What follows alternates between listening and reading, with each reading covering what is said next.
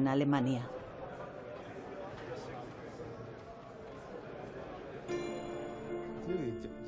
Los físicos teóricos intentan descifrar el universo solamente con fórmulas matemáticas. Ahora se enfrentan a la última gran pregunta que le queda a la raza humana. ¿Cómo comenzó el universo? Parece una pregunta desalentadora, pero en realidad los físicos ya saben dónde yace la respuesta. Son los lugares en los que nuestras ideas de espacio y tiempo se vienen abajo. La ciencia, por lo tanto, no sería capaz de determinar cómo comenzó el universo.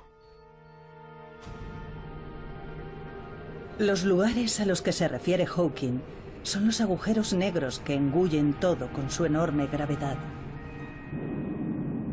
Ni siquiera la luz puede escapar de su profunda oscuridad, pero si su centro pudiera expresarse con una fórmula matemática, por fin se explicaría todo el universo. Esta sería la fórmula definitiva.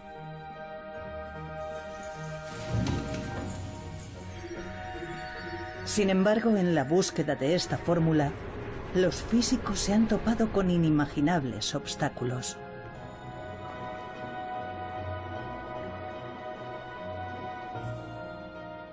Cayeron rayos y truenos y él dijo algo así como: eso debe de ser Dios. Nos estamos acercando demasiado a la respuesta y Dios está furioso con nosotros. ¿Puede la humanidad explicar la creación del universo?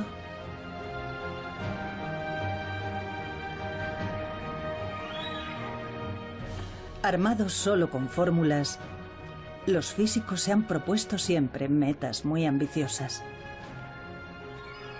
Esta es la historia de unos brillantes físicos y sus caminos recorridos a lo largo de un siglo. La fórmula definitiva.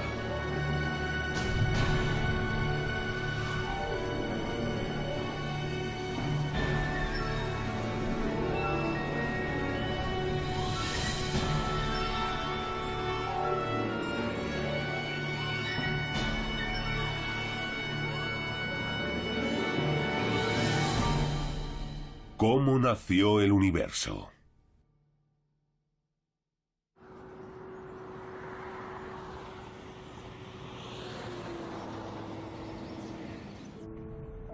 Entre las montañas de Colorado, Estados Unidos, se encuentra un centro que sirve de inspiración a físicos del mundo entero y donde se reúnen todos los años. El Centro Aspen de Física ha sido testigo de muchos descubrimientos importantes. Demos la bienvenida a John Sworth. En 2012, para celebrar el 50º aniversario del centro, un distinguido físico fue invitado a pronunciar unas palabras. John Sworth es uno de los físicos que más cerca ha estado de descubrir la teoría definitiva. Nos topamos con un prometedor enfoque para llevar a cabo la idea de Einstein de una teoría unificada. Ya teníamos una teoría única sin ninguna arbitrariedad que se suponía que describía todas las fuerzas de la naturaleza. Sworth ideó una nueva teoría llamada teoría de supercuerdas. Describía un mundo, impensable anteriormente, de partículas elementales revoloteando como cuerdas temblorosas. Pero hablaremos de ello más adelante. Antes echemos un vistazo al lugar que animó a Sworth a emprender su viaje en busca de la fórmula definitiva.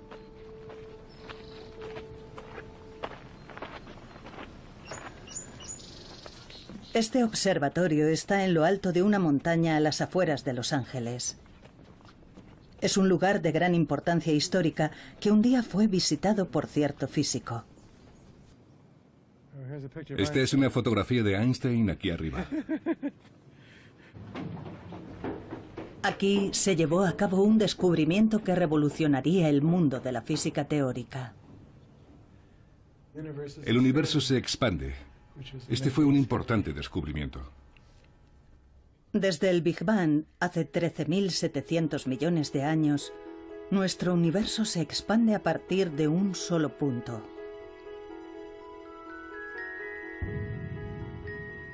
Los físicos han sido capaces de usar fórmulas para explicar todo lo que ocurrió en el mundo desde el segundo 10 elevado a la potencia menos 43 después del Big Bang. En otras palabras, el momento en sí en el que nació el universo continúa siendo un misterio.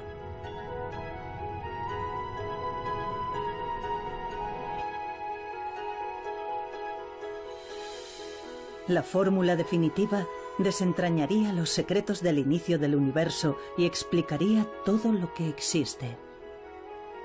Fue un brillante físico quien abrió este camino épico. Albert Einstein. Albert Einstein es una figura legendaria para la física del siglo XX.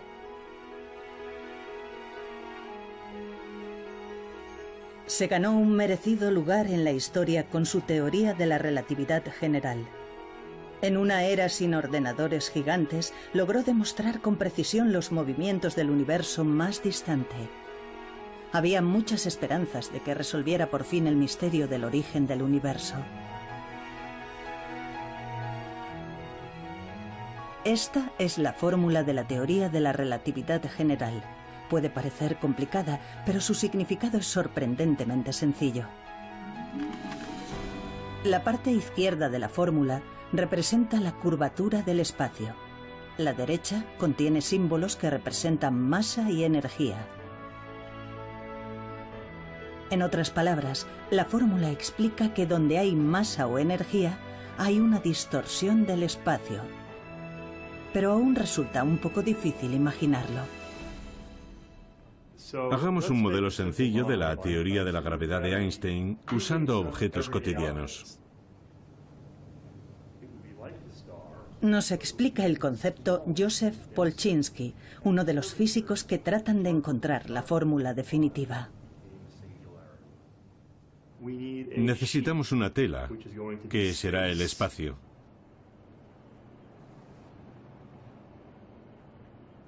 Ya tenemos un buen modelo para reproducir el efecto. Supongamos que esto es el espacio, no hay materia, y como podemos ver es totalmente plano. Pero ahora supongamos que hay una masa grande, una estrella, por ejemplo. Lo que pasará entonces es que el espacio se curvará. Si el planeta se mueve, por supuesto, no se moverá en línea recta, se moverá en círculo y orbitará alrededor de la estrella. Cuando pensamos en la gravedad, seguramente nos imaginamos una estrella que es atraída por otra que se mueve en círculo. Así. Según la teoría de Einstein, no obstante, la masa de la estrella hace que el espacio-tiempo se distorsione y como consecuencia de ello, las otras estrellas siguen la curvatura creada por la masa. Esta curvatura del espacio-tiempo se vuelve más extrema y potente cuanto más pequeñas y pesadas son las estrellas. En base a esta teoría, Einstein hizo una atrevida predicción. Donde hay una fuerte gravedad, hasta la luz se curva. Si esta teoría fuera efectivamente correcta, significaría que una estrella oculta tras una estrella más grande sería visible, porque la gravedad curva la luz. Y su predicción demostró ser correcta. Esta es una foto de un eclipse total de Sol. Las estrellas que se ven alrededor del Sol aparecen ligeramente apartadas de donde están realmente. Ello es debido a que la enorme gravedad del Sol ha provocado que se curve la luz de lejanas estrellas.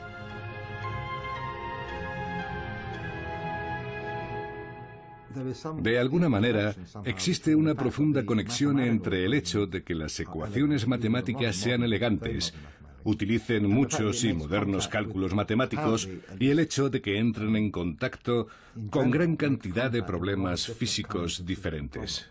Por lo tanto, creo que es necesario comprender mejor los cálculos matemáticos. ¿Cómo nació el universo? Se esperaba que la teoría general de la relatividad resolviera el mayor misterio que aún se le resiste a la humanidad, pero aún habría un obstáculo inesperado. Fue el eminente físico Stephen Hawking quien lo reveló.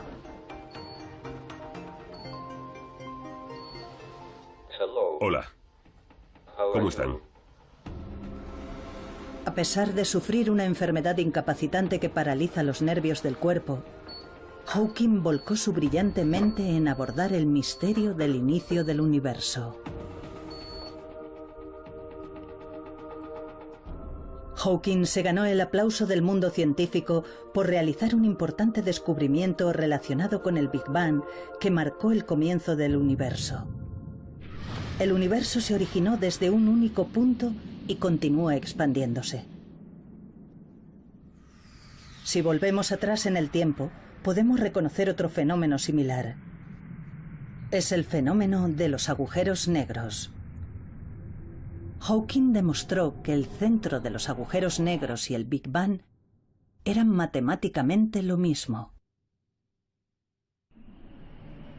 Cuando explota una estrella enorme, se crea un agujero negro que se traga todo lo que lo rodea.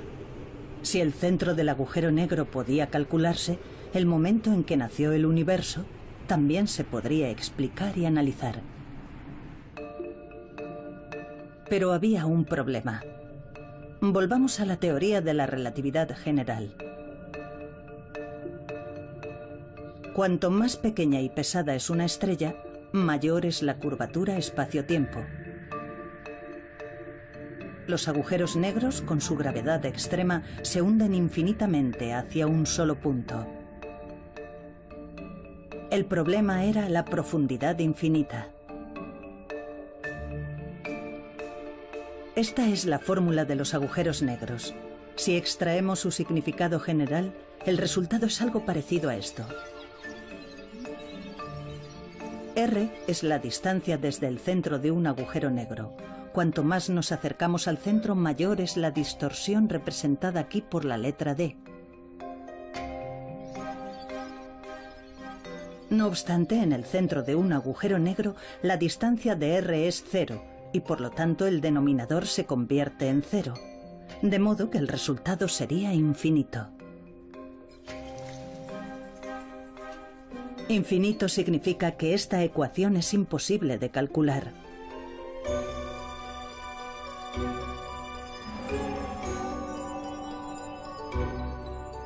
En otras palabras, la ecuación de la teoría de la relatividad general no puede aplicarse al centro de los agujeros negros.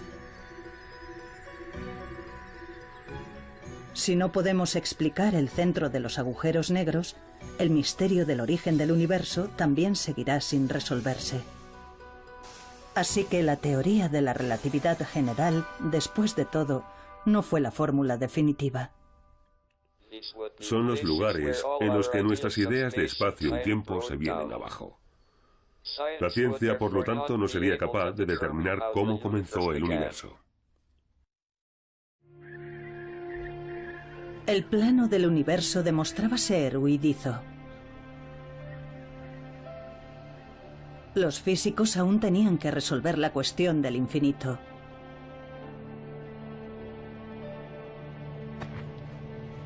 Entonces se les ocurrió una idea atrevida.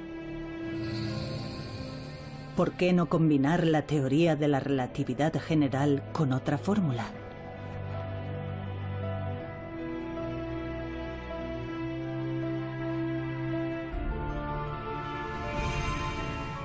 Dicha fórmula sería la de las partículas elementales. La fórmula de las partículas elementales describe con asombrosa precisión la micromateria que conforma el mundo.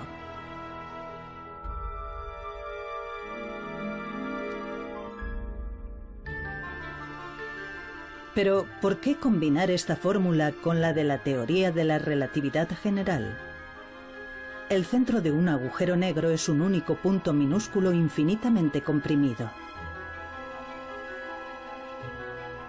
Al incorporar la fórmula de las micropartículas elementales, se creyó que el problema del infinito se resolvería, y así el misterio del origen del universo se desvelaría por fin.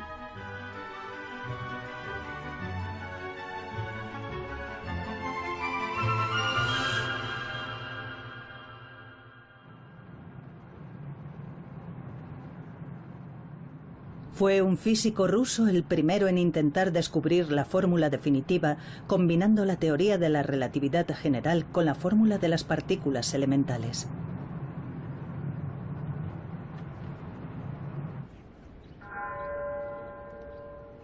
A las afueras de San Petersburgo hay un bosque apenas visitado por la gente. En él hay una lápida marcada por 2 balazos. Es la tumba de Matvei Bronstein, un brillante físico perseguido y asesinado durante la era soviética. Hola, buenos días. Su hija, de 82 años, sigue viviendo en Rusia.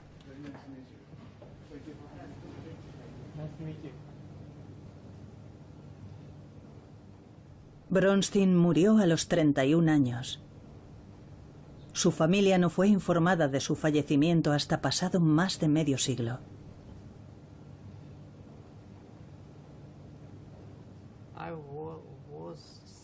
Yo tenía 6 años. Lo detuvieron el día de mi 6º cumpleaños. Todos mis recuerdos son imágenes. No recuerdo conversaciones ni situaciones.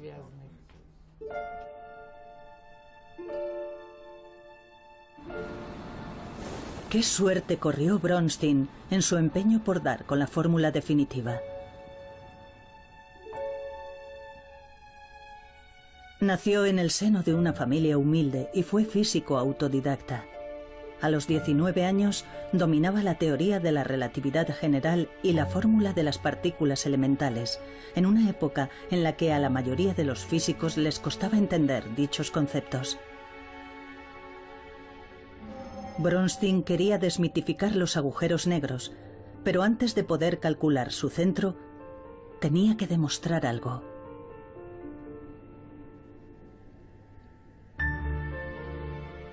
Debía comprobar si las 2 fórmulas podían combinarse y funcionar juntas a nivel microscópico en el espacio que lo rodeaba.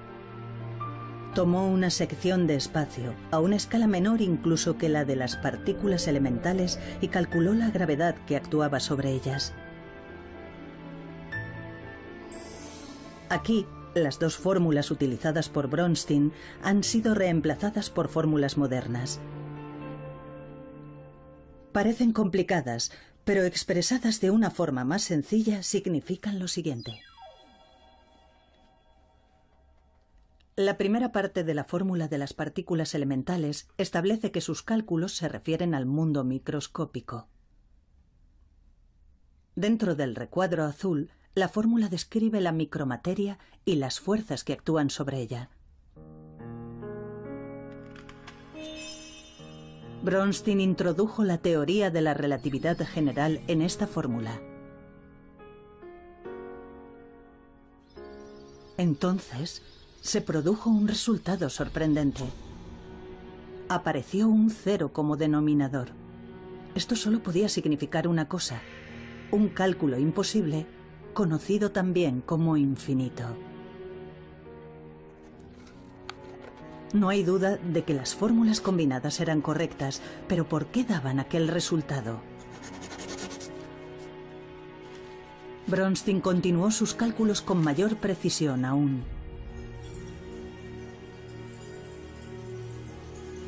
Pero, al final, solo obtuvo un número infinito de infinitos.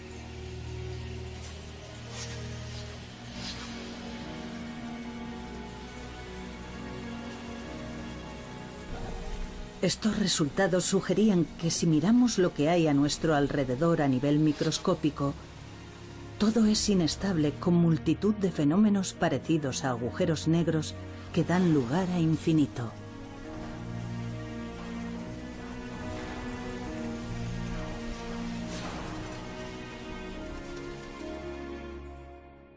Las dos teorías físicas fundamentales no funcionan juntas.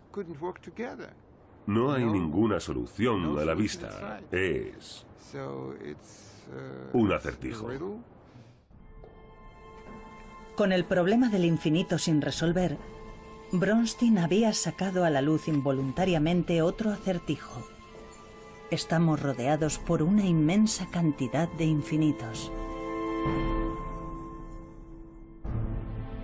Mientras tanto, en la Unión Soviética ocurrían terroríficos sucesos bajo el gobierno de Stalin.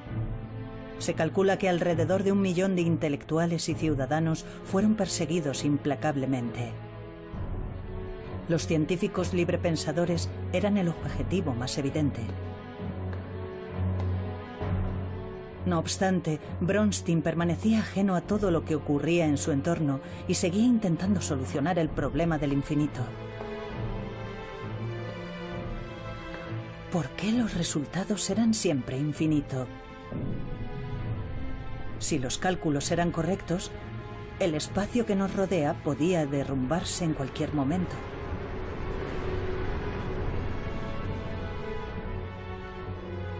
En agosto de 1937, todo acabó bruscamente. La policía secreta detuvo a Bronstein.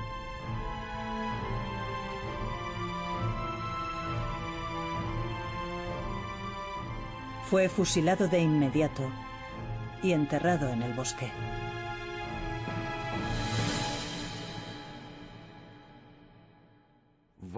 ¿Por qué Stalin ejerció aquella represión? Porque le preocupaba su poder personal. Pero semejante régimen nunca puede justificarse. Creo que si Bronstein hubiera vivido, su contribución a la resolución del problema habría sido muy importante. Tras la muerte de Bronstein, los esfuerzos por resolver el problema del infinito continuaron durante casi un siglo. Los físicos de más talento y prestigio trataron de desentrañar el misterio del origen del universo, combinando las dos grandes teorías. Pero ninguno de ellos tuvo éxito.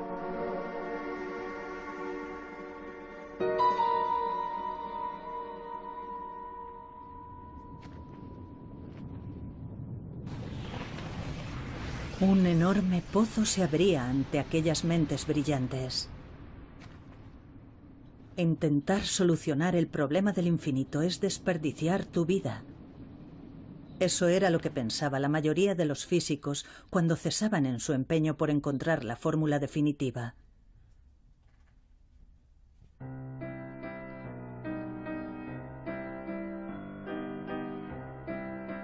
Pero en 1974 ocurrió un hecho decisivo.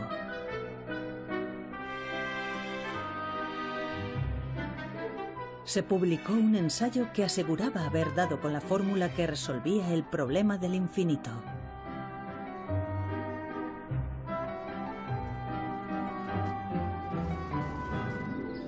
Sus autores eran dos investigadores desconocidos que habían coincidido en Princeton. Aquellos jóvenes físicos eran John Swartz y Joël Scherk, de origen francés. Su investigación giraba en torno a un campo olvidado y considerado anticuado entonces, la teoría de cuerdas.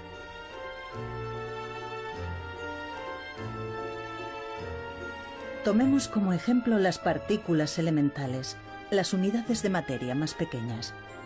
Según la teoría de cuerdas, las partículas no son puntos, sino cuerdas temblorosas con diversas formas.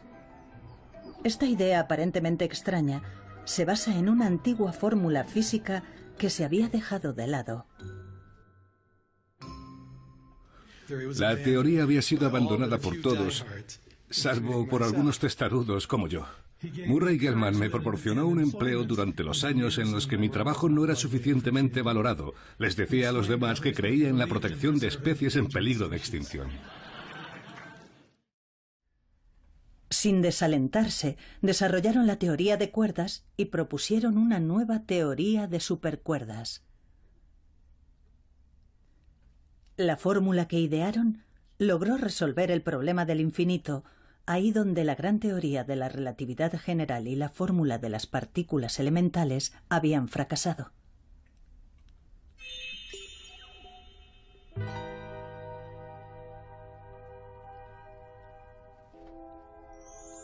Pero ¿cómo resolvieron el acertijo los dos jóvenes físicos?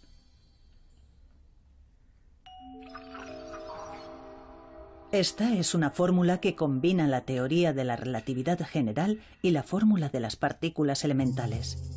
La parte que está dentro del recuadro expresa el hecho de que todas las partículas son puntos. Esto muestra la fuerza entre partículas que revolotean a nivel microscópico. Al expresarse con una fórmula sencilla, el denominador es r², siendo r la distancia entre partículas. Si las partículas son puntos, en el momento en el que colisionan unos con otros, la distancia r se convierte en 0. Ahora tenemos 0 como denominador. En otras palabras, el resultado es infinito cuando las partículas colisionan entre sí.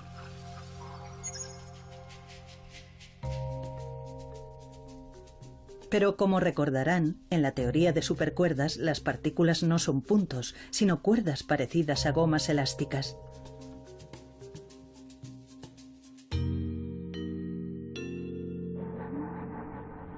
Si las partículas tienen forma de gomas elásticas, ocupan cierta cantidad de espacio, de modo que, aunque colisionen entre sí, nunca acabarán siendo más pequeñas que el grosor de la goma. Ni siquiera en el momento de la colisión, la distancia r se convierte en 0 y, por lo tanto, no acabamos teniendo infinito como resultado de infinito. La teoría de supercuerdas resolvió finalmente el acertijo del infinito que había preocupado a los físicos durante casi medio siglo. Además, abrió el camino para desentrañar el misterio del origen del universo. No era un problema en el que trabajaran muchas personas, pero algunos éramos conscientes de él y era un problema que había estado ausente en anteriores enfoques. Por eso, ambos comprendimos que era algo en lo que valía la pena invertir nuestros esfuerzos.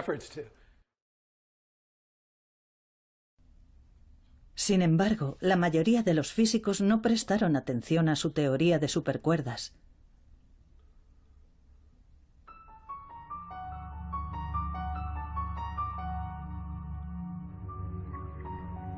Desconfiaban de la teoría de supercuerdas.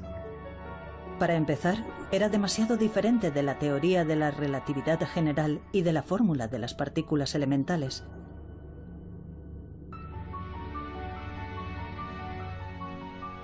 Pero eso no era todo.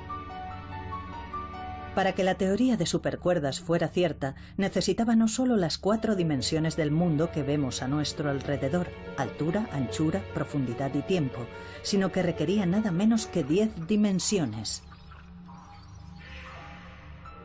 Eso es, 10. Muchos físicos se mostraban escépticos al oír hablar de otras dimensiones. Nuestro espacio-tiempo tiene 3 espacios y una dimensión de tiempo. Por eso decimos que es un espacio-tiempo de 4 dimensiones. Pero en lugar de 4 tenía al menos 10 dimensiones. Había que hacer algo con respecto a aquellas 6 dimensiones superfluas. Así que perdí el interés en trabajar con más dimensiones. No me solucionaba nada. La teoría de supercuerdas no puede llamarse física. Aquellos que lleven a cabo tales investigaciones deben ser excluidos. Esas eran las opiniones que se escuchaban en aquella época. Schwartz recibió frecuentes comentarios sarcásticos de un físico ganador del premio Nobel. Creo que veía con escepticismo el programa de la teoría de cuerdas. Pensaba que se alejaba demasiado de los experimentos y eso le molestaba. Me tomaba el pelo con ello. Me veía en un pasillo y me gritaba desde lejos: Schwartz, ¿con cuántas dimensiones trabajas hoy?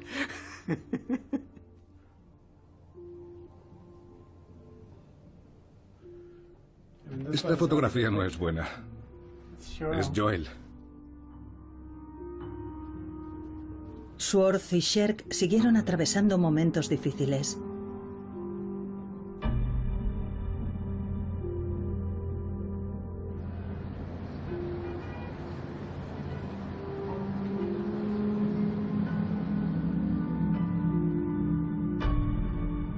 Después de que su teoría de supercuerdas fuera desechada ampliamente, Sherk cayó enfermo por una grave diabetes y regresó a Francia. ¿Por qué 10 dimensiones? ¿Y dónde estaban aquellas otras dimensiones invisibles?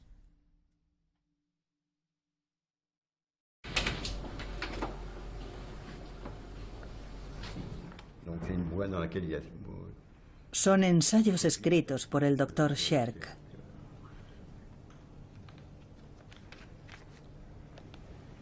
Se dice que Sherk se volcó obsesivamente en la investigación de otras dimensiones.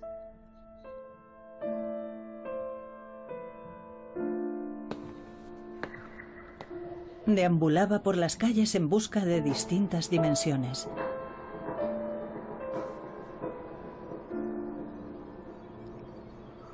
Se convirtió en un apasionado budista y se entregó a la meditación.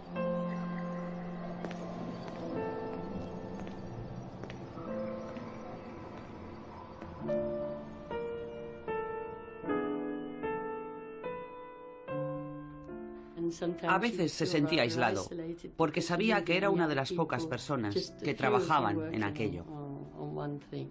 Eso en ocasiones le resultaba frustrante, porque la gente opinaba. A la gente no le convencía lo que estaba haciendo, y eso le frustraba. La vida de Sherk llegó a su fin cuando tenía 34 años. En su dormitorio se hallaron pruebas de que se había inyectado una enorme dosis de su medicación contra la diabetes. Joel Sherk era una persona notable y tenía una creatividad extraordinaria. Mientras trabajó conmigo sin duda contribuyó con sus ideas. Su muerte me cogió totalmente por sorpresa. De haber estado sano y haber vivido en los años 80, habría jugado un importante papel en los acontecimientos. Eso está claro. Sherk falleció antes de poder hacer realidad su sueño de descubrir la fórmula definitiva.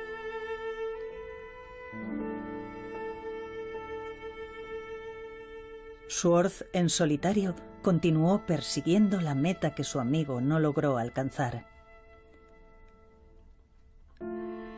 Mientras otros físicos consiguieron prestigio a través de llamativos logros, él siguió centrado en la teoría de supercuerdas.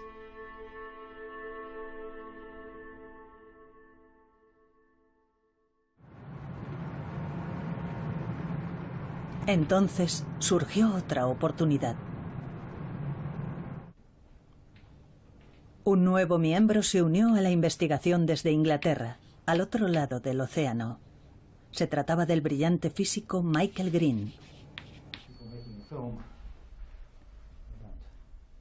Green es profesor lucasiano de la Universidad de Cambridge, un prestigioso título que antes ostentaron genios como Newton y Hawking.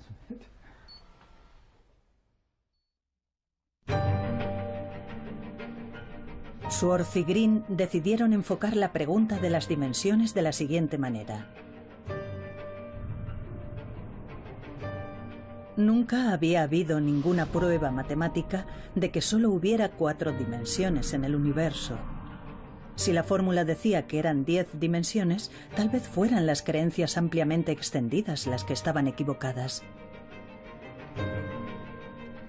Los dos físicos decidieron una vez más probar que la fórmula de la teoría de supercuerdas merecía ser la fórmula definitiva.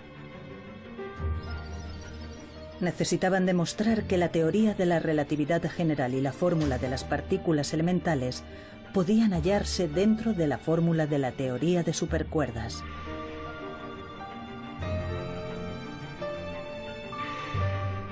Por medio de complicados cálculos, emergieron dos fórmulas vitales.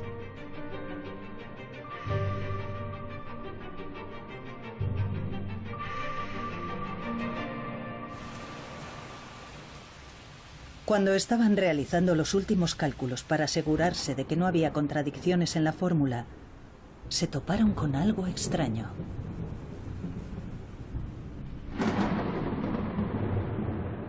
El número 496 no dejaba de aparecer una y otra vez.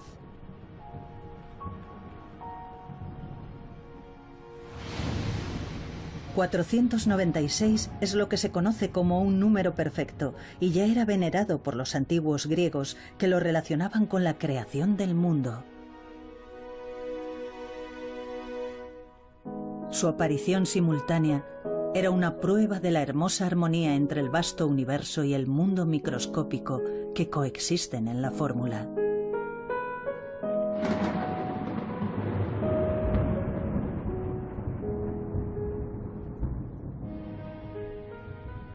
Era 496. Fue un gran momento. Recuerdo que, mientras hablábamos de ese número, 496, cayeron rayos y truenos. Y él dijo algo así como, eso debe de ser Dios. Nos estamos acercando demasiado a la respuesta y Dios está furioso con nosotros. Al mismo tiempo que apareció el número 496, consiguieron combinar la teoría de la relatividad general y la fórmula de las partículas elementales sin ninguna contradicción. En aquel entonces nos pareció un milagro. Fue una situación curiosa porque nos topamos con una teoría que en cierto modo era más inteligente que nosotros, pues contenía profundas verdades que realmente no entendíamos. La noticia del descubrimiento logrado a través de sus cálculos se difundió enseguida por todo el mundo. Estaba muy emocionado y dijo, ¿os habéis enterado de la revolución? Era una época muy excitante y la gente se mostraba muy optimista porque pronto podríamos explicar el universo. Enseguida quedó totalmente claro que la teoría podía ser mucho más realista. Yo no lo creí, sigo sin creerlo. Hoy en día no quería admitir que todo lo que estaba pasando fuera una coincidencia. Me pareció una especie de señal del cielo. ¿Podía ser la teoría del todo la fórmula definitiva que resolvería por fin el misterio de cómo nació el universo?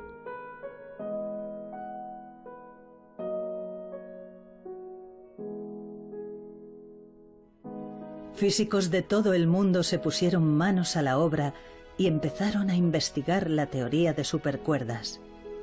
De repente, la teoría de supercuerdas se encontró en la vanguardia de la física.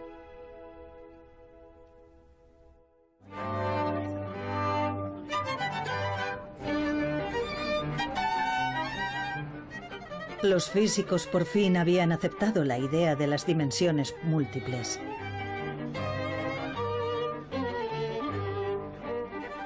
Pero ¿dónde existían aquellas dimensiones en el mundo?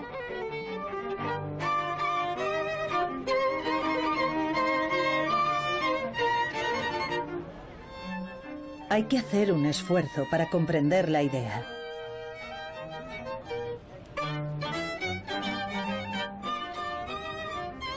Joseph Polchinski, que antes nos explicó la teoría de la relatividad general, nos explica ahora el concepto de las dimensiones múltiples.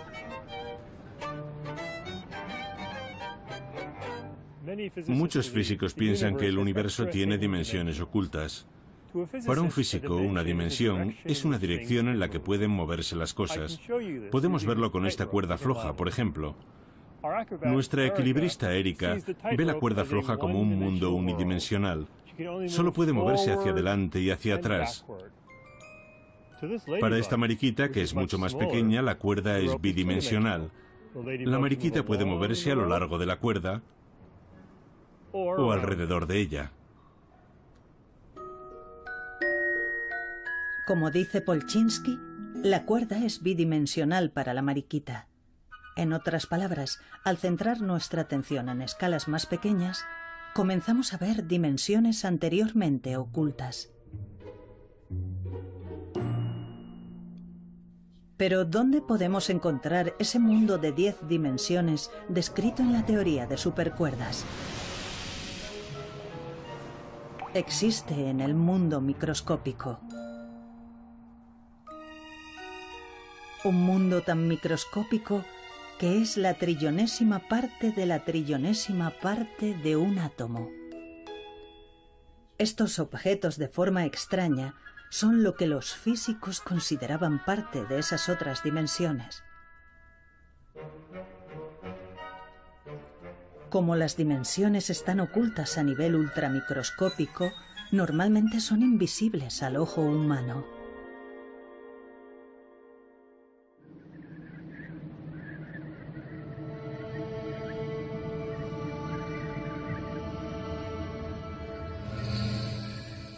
La nueva teoría de supercuerdas incorporaba las dos grandes fórmulas, la teoría de la relatividad general y la fórmula de las partículas elementales. ¿Era esta la fórmula definitiva que descifraría por fin todo lo que hay en el universo?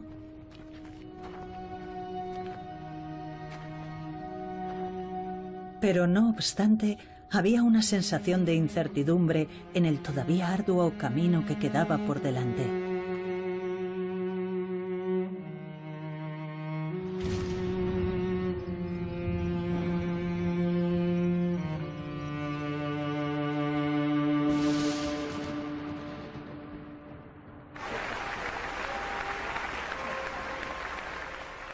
Entonces fue cuando el genio Stephen Hawking volvió a entrar en escena. Él fue quien planteó a los físicos el problema del infinito en relación con los agujeros negros. ¿Tenía la teoría de supercuerdas lo que hacía falta para ser la fórmula definitiva? Hawking respondió esta pregunta mencionando otro problema que acechaba en la profundidad de los agujeros negros. Y así es como comienza el siguiente capítulo de nuestra historia.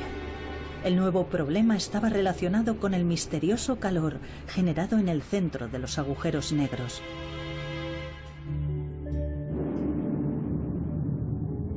Como recordarán, en el centro de los agujeros negros hay puntos comprimidos hasta una densidad infinita.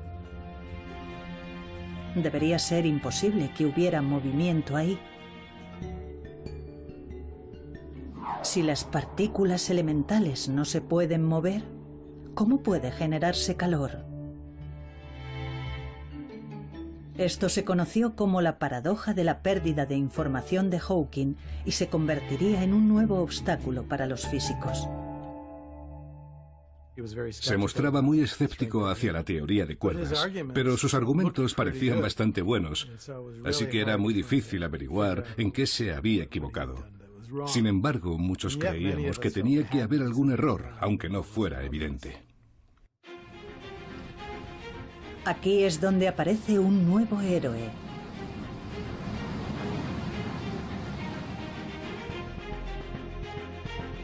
Es el joven físico Joseph Polchinski, al que ya hemos visto explicándonos diversos conceptos. Polchinski logró seguir desarrollando la teoría de supercuerdas.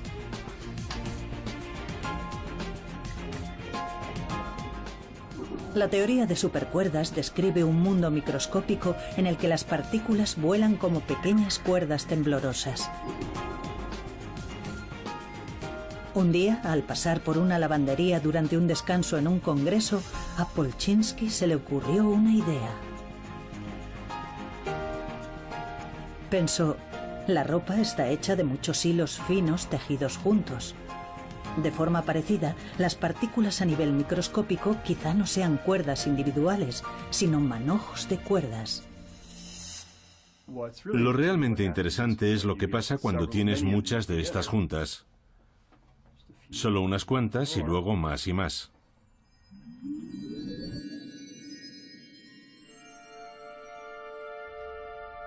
Trabajó en una fórmula y propuso que no eran cuerdas individuales, sino muchas cuerdas moviéndose juntas y formando una especie de membrana.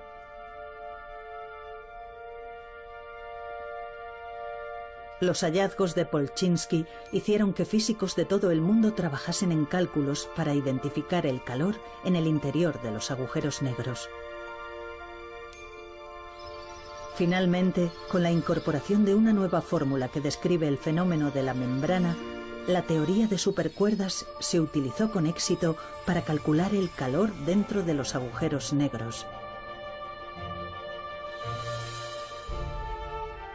Se creía que en el corazón de los agujeros negros las partículas eran comprimidas hasta el infinito y no se podían mover. Pero en el corazón de los agujeros también podía haber dimensiones múltiples. En dichas dimensiones, las cuerdas se tejen juntas formando membranas que se mueven y generan calor. Creo que la paradoja de la pérdida de información de Hawking es uno de los grandes experimentos de la historia de la ciencia. Si no hubiera defendido con tanta vehemencia que la paradoja existía, puede que la gente no le hubiera prestado la atención que se merecía. En 2004, Hawking tomó la valiente decisión de convocar un congreso en el que reconoció que estaba equivocado.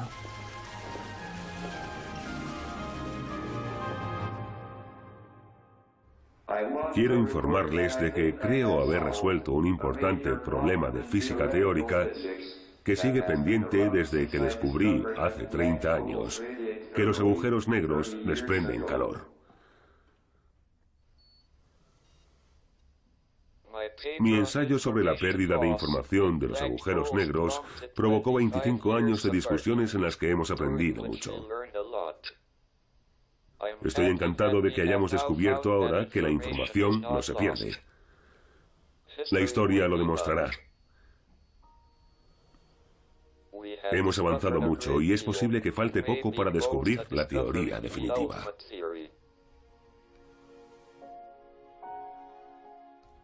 Me gustaría encontrar una respuesta mejor para las preguntas de ¿por qué estamos aquí? ¿Por qué vale la pena vivir en este universo? ¿Y cuál es el significado de ello?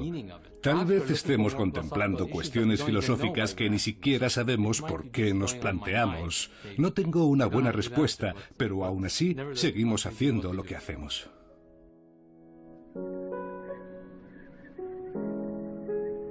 La paradoja de Hawking se superó y se había desarrollado una nueva teoría de supercuerdas. Con esta fórmula, ¿podía la humanidad resolver finalmente el misterio del origen del universo?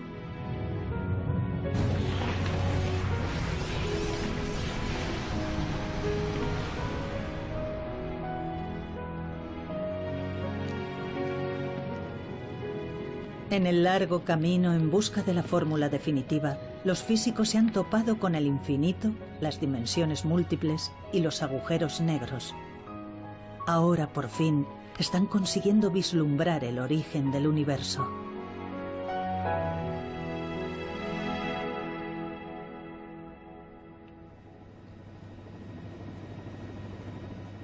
Investigadores de todo el mundo están poniendo a prueba las predicciones hechas por la teoría de supercuerdas.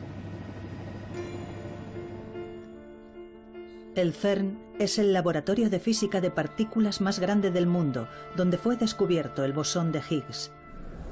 Uno de sus siguientes objetivos es descubrir otras dimensiones. La idea es utilizar el gigantesco acelerador para desvelar las dimensiones ocultas a nivel microscópico. La atención se ha centrado también en los agujeros negros que los físicos llevan mucho tiempo estudiando en su búsqueda de la fórmula definitiva. Científicos de todo el mundo intentan ahora observar directamente la entrada de un agujero negro.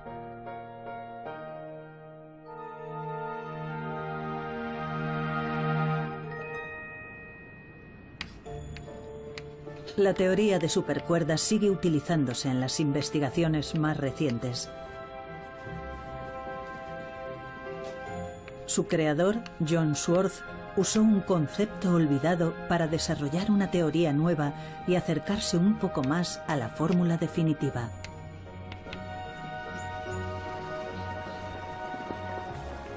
Pero empieza a pensar que quizá no viva para ver el día en el que por fin se desvelen los secretos del origen del universo.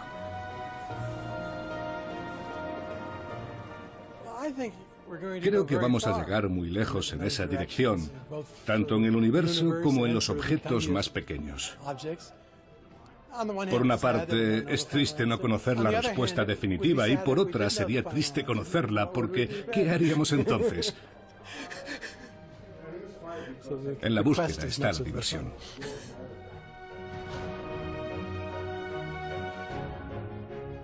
Entonces, ¿cómo se creó nuestro universo?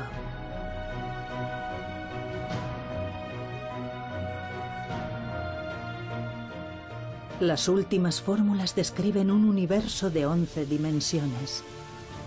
Y lo que es más, ha surgido un nuevo problema que plantea la posibilidad de que existan nada menos que 10 elevado a 500 universos.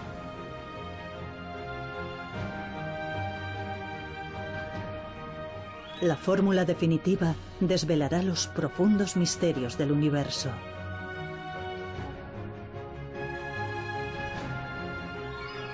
Hasta que el último de los misterios no sea desentrañado, la humanidad continuará incansable su búsqueda.